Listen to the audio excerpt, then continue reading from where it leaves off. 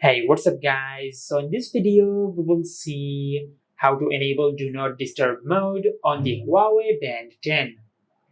Now to do that, just press the button at the side of your Huawei Band 10 and open the app drawer. Then go to Settings, and from here, just tap on Do Not Disturb. Now from here, you have two options. You can either enable all day. Now from here, just select Done. And once you do that, it will enable Do Not Disturb mode all the time. And also, you have the option of Scheduled. And if you enable this option, you can schedule a time to enable Do Not Disturb mode during the day. Just like that.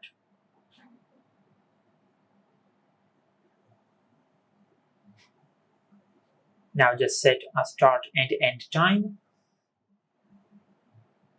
And you can schedule a time to start and to end the Do Not Disturb mode on your Huawei Band 10. And this is how you can enable Do Not Disturb mode on the Huawei Band 10. Make sure to like, comment and subscribe. Thank you for watching.